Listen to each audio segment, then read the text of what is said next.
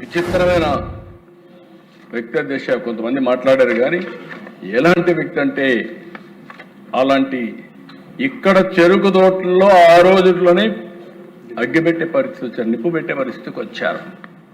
World bank లెటర్ల మీద లెటర్లు రాశారు, డబ్బులు ఇవ్వద్దని, సహకరించొద్దని. అంటే ఎన్ని విధ్వంసాలు చేయాలనో అన్ని విధ్వంసాలు చేసే పరిస్థితికి వచ్చారు. కానీ ఆ రోజు కూడా అధ్యక్ష నాకు ఒకసారి అనిపిస్తుంది, ఈ ప్రాంతంలో రాజధాని పెట్టాలన్నప్పుడు ప్రధానమంత్రి గారు వస్తారన్నప్పుడు ప్రతి గ్రామంలో దేవాలయాల్లో పూజలు చేసి అక్కడ పవిత్రమైన మట్టిని పవిత్రమైన జలాల్ని పూజ చేసి దేవాలయాల్లో మసీదుల్లో లేకపోతే చర్చల్లో అన్ని ప్రాంతాల్లో స్వర్ణ దేవాలయాలు కూడా పూజలు చేసి ఆ పవిత్రమైన మట్టిని నీళ్ళని ఇక్కడ తీసుకొచ్చి ఈ ప్రాంతాన్ని పునీతం చేశాం. ప్రధానమంత్రి గారు కూడా ఆ రోజు ఇప్పుడు కూడా జ్ఞాపకం ఉంది అధ్యక్ష, ఆయన చెప్పిన మాట, నేను ఈరోజు ఏదైతే పక్కనుండే రివర్ యమునా నదీ తీరానుండే పవిత్రమైన జలాల్ని అదే మరి పార్లమెంటు దగ్గరుండే మట్టిని తీసుకొస్తున్నా.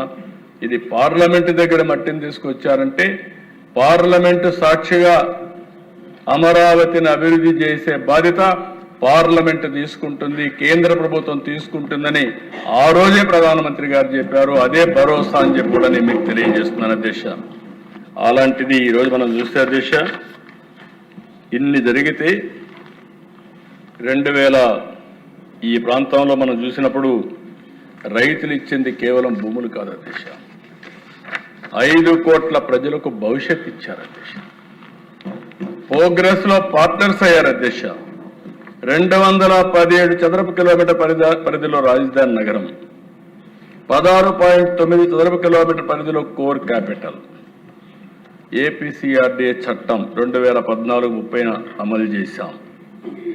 ఇంకొక పక్కన మీరు ఒకసారి చూస్తే అధ్యక్ష, ఆ రోజు చెప్పాను, ఈ రోజు చెప్తున్నా, అమరావతి ఇది సెల్ఫ్ సస్టైనబుల్ ప్రాజెక్ట్. ఈ ప్రాజెక్టుకి రాష్ట్రంలో ఎక్కడా ఒకప్పుడు హైదరాబాద్ లో ప్రైవేట్ భూమి ఉంది, కానీ గవర్నమెంట్ భూమి ఉండేది.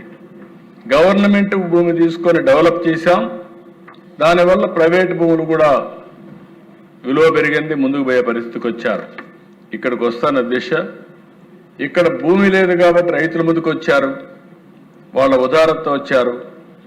దీనిపైన ల్యాండ్ మానిటైజేషన్కి పోతున్నాం, కొంత ల్యాండ్ తిరిగి వాళ్ళకి డెవలప్ చేసి ఇస్తాం, కొంత భూమి రిజర్వ్ ఉంది, ఇది కూడా అమ్ముకుంటాం.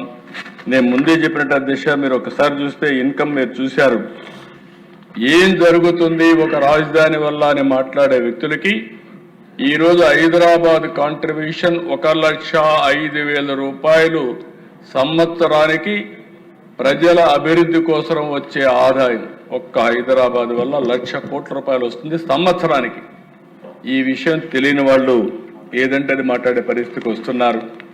రేపు రాబోయే రోజుల్లో ఇప్పుడు ప్రభుత్వానికి ఆదాయం వస్తుంది, భూమిని మానిటైజ్ చేస్తే తిరిగి ఆ డబ్బులు కడతాం. మనం కన్స్ట్రక్షన్ చేసే సమయంలోనే ఆదాయం వస్తుంది ట్యాక్సెస్ ద్వారా, అది కూడా రాష్ట్ర ఆదాయాన్ని పెంచే పరిస్థితికి వస్తుంది. రెండోది ఉపాధి అవకాశాలు వస్తాయి, ప్రజల ఆస్పిరేషన్స్ ని ఫుల్ఫిల్ చేసే కేంద్రంగా అమరావతి ఉంటుంది. నాకు అమరావతి అంటే అధ్యక్ష ఒక్క విషయం మనం గుర్తుపెట్టుకోవాల్సిన అవసరం ఉంది. ఇలాంటి అమరావతిని మనం అభివృద్ధి చేస్తా ఉంటే 2019 తెలుగు జాతి మళ్ళీ ఎన్ని ఛాలెంజెస్ ఉంటాయంటే అన్ని ఛాలెంజెస్ అధికారంలోకి వచ్చాడు. మళ్ళీ దురదృష్టం వెంటాడింది, రాజధాని పైన చీకట్లు. ఒక్క ఛాన్స్ ఇవ్వడంతో 30 ఏళ్లు వెనక్కి పరిస్థితికి వచ్చాం. ప్రజావేదిక కూల్చడంతో ప్రారంభమైంది విధ్వంస పాలన. ఒక్క మాట కాదు దిశ, వేశ్యల రాజధాని, శ్మశానం, ఎడారి, ముంపు ప్రాంతం, విషాన్ని జమ్మారు, విద్వేషాన్ని చేశారు. కడాన 2019 డిసెంబర్ 17న 3 రాజధానుల ప్రకటన. అంతా గందరగోళం. మామూలుగా దేశ మీరు ఒకసారి చూస్తే భూములు ఇచ్చిన రైతులపైన ఉక్కుపాదం, కేసులు వేధింపులతో ఆగిన గుండెలు, చరిత్రలో నిలిచిపోయేలా 1631 రోజుల పాటు రైతుల పోరాటం, అన్ని వర్గాల మద్దతు, న్యాయస్థానం నుంచి దేవస్థానం వరకు యాత్ర, అమరావతి నుంచి అరసవల్లి పేరుతో పోరుబాట, పాదయాత్రలో రైతులు మహిళలపై దాక్షికం, అడుగడుగున అడ్డంకులు, అడ్డుగోలుగా కేసులు, కాళ్లతో తన్నారు, జుట్టుపట్టుకొని ఇచ్చారు, కీచక పర్వాన్ని చేశారు. వైసీపీ 3 రాజధానుల కుట్రను శాసనమండలిలో సెలెక్ట్ కమిటీకి వేస్తే టెక్నికల్ ప్రాబ్లం చూపించి గవర్నర్కి పంపించి, అంటే అక్కడ సెలెక్ట్ కమిటీలో పంపిస్తే చైర్మన్ పంపించిన దాన్ని తొక్కిపెట్టి సెక్రటరీ ద్వారా గవర్నర్కి పంపించి ఆ బిల్లు పాస్ చేస్తే హైకోర్టుకి వెళ్తే హైకోర్టు రాజధాని కాపాడే పరిస్థితికి వచ్చింది. అధ్యక్ష, అరాచకాలకు ఎంత పరాకాష్ట అంటే ఇది ఒక ఉదాహరణ మాత్రం. అప్పట్లోనే మీరు చూస్తే జాతీయ మీడియా, అంతర్జాతీయ media, the Indian express YCP భారీ మూల్యం చెల్లించాల్సి వస్తుందని ఆ రోజే రాశారు.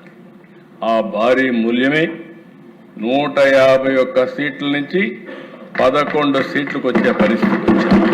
ఇది మనం చెప్పడం కాదు దేశ. ఇంకో పక్క ఎకనామిక్ టైమ్స్ భారీ తిరోగమనం. ఆంధ్రప్రదేశ్ రాష్ట్రం 80 సంవత్సరాలు వెనక్కెళ్ళిపోయింది. బిజినెస్ స్టాండర్డ్స్, హేతుబద్ధత లేదు 3 రాజధానులకి. ది హిందుస్థాన్ టైమ్స్ స్వార్థ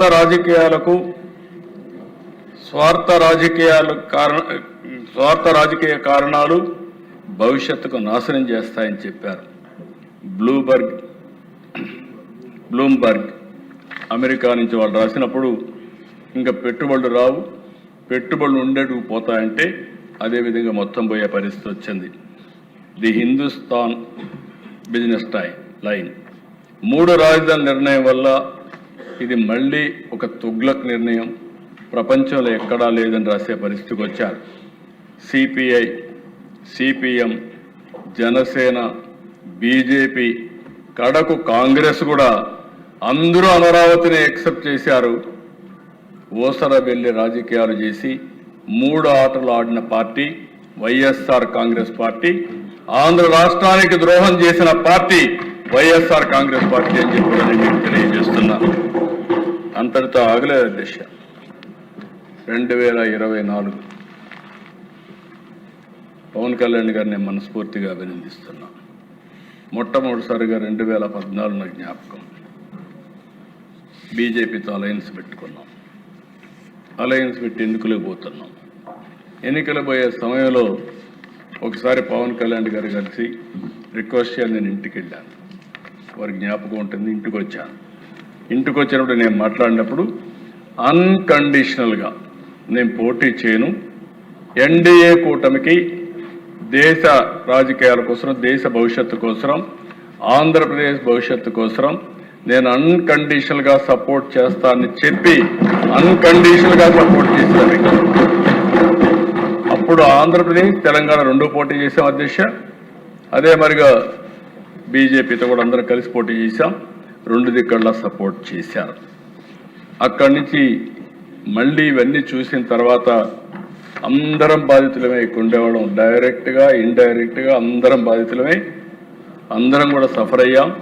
అది చూసిన తర్వాత ప్రజల్లో ఒక ఆవేశం, బాధ వచ్చింది. రాష్ట్ర భవిష్యత్తును కాపాడుకోవాలని వచ్చారు. అప్పుడే నేను, ముందే పవన్ కళ్యాణ్ గారు మీ జైల్లో ఉన్నప్పుడు చెప్పారు, మేమందరం కలిసి పోటీ చేయాలని నిర్ణయించాం. చరిత్ర దశ, నేను చాలా ఎన్నికలు పోటీ చేశాను కానీ 194% స్ట్రైక్ రేట్తో 175కు 164 సీట్లు గెలిచిన ఏకైక ఎన్నిక 2014. ఇది 3 రాజధానులకు వ్యతిరేకంగా ఇచ్చారు, ప్రజా వ్యతిరేక కార్యక్రమాలకు వ్యతిరేకంగా ఇచ్చారు. మళ్ళీ మంచి రోజులు ప్రారంభమైనాయి. కేంద్రం ఇమ్మీడియట్గా 15,000 కోట్ల రూపాయలు శాంక్షన్ చేశారు. ఇప్పుడే పవన్ కళ్యాణ్ గారు చెప్పినట్టు డబ్బులు ఎట్లా మొబిలైజ్ చేయాలో అన్నీ కూడా మొబిలైజ్ చేశాం. మళ్ళీ 2025 మే 2న పనులు రీస్టార్ట్ చేశాం. నేను అనుకోవడం చరిత్రలో ఒక సిటీలో ఫౌండేషన్ వేసి పనులు రీస్టార్ట్ చేసింది ఏకైక ప్లేస్ అమరావతి అవుతుంది ప్రధానమంత్రి గారికి. ఇంతవరకు ఎక్కడా జరగలేదు.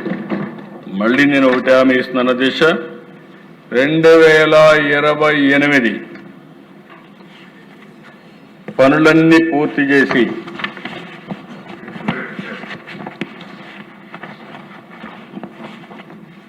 ఈరోజు మొత్తం ప్రధానమంత్రి గారు రీస్టార్ట్ చేసింది 2 మే 2025. మొత్తం trunk roads, layouts, assembly, high court, 5 iconic towers ఇవన్నీ కూడా వివిధ డేట్స్లో పూర్తవుతాయి. ఇప్పుడే నారాయణ గారు అడిగితే క్లియర్గా ట్రంక్ రోడ్స్ అన్ని 27 మే 2027కి పూర్తవుతాయి. లేఅవుట్స్ అన్ని 27 మే 2028కి పూర్తవుతాయి. అసెంబ్లీ 28 మే 2028కి పూర్తవుతాయి. హైకోర్టు 20 జూన్ 2028కి పూర్తి చేసి 5 ఐకానిక్ టవర్స్ 4 ఆగస్టు 2028కి పూర్తి చేసి మళ్ళీ ఆగస్టు 2028కి ప్రధానమంత్రి గారే వచ్చి ఇవి ప్రారంభం చేసే పరిస్థితికి వస్తారు. అది కూడా ఇనాగరేషన్ పెడతాం. అంటే ఇలాంటి చరిత్ర ఎక్కడా జరుగుండదు దిశ. ఫౌండేషన్ వేయడం మళ్ళీ మెగా క్యాంపులో జరిగింది. ఇన్ని జరుగుతున్నాయంటే నేను కూడా చాలా స్పష్టంగా పోలీసులకు ఆదేశాలు ఇచ్చాను. సిట్టు కూడా వేసాం. ఎవడైనా సరే అమరావతిలో కానీ జోక్యం చేసుకున్నా, వైలెన్స్ క్రియేట్ చేసినా, సెబటైజ్ చేసినా అదే వాళ్ళకి చివరి రోజు అవుతుంది. గుర్తుపెట్టుకోని మరి ఒక్కసారి హెచ్చరిస్తుంది. ఎవరైనా కావచ్చు, గుర్తుపెట్టుకోవాల్సిన అవసరం ఉంది. అధ్యక్ష, నేను 4వసారి ముఖ్యమంత్రి అయ్యాను. 48 సంవత్సరాలు రాజకీయాల్లో ఉన్నా. 73 సంవత్సరాలు స్వాతంత్రం వచ్చిన తర్వాత తెలుగువారి చరిత్ర. 25 సంవత్సరాలు కాకుండా మిగిలిన సమయంలో నేను ప్రత్యక్ష రాజకీయాల్లో ఉన్నా. ఎమ్మెల్యే, పార్టీ రాజకీయాలు, అక్కడి నుంచి హైకమాండ్, పార్టీని రన్ చేయడం ఉన్నా. ఈ గౌరవం నాకు ఇచ్చింది అధ్యక్ష, తెలుగు జాతి గౌరవం ఇచ్చారు.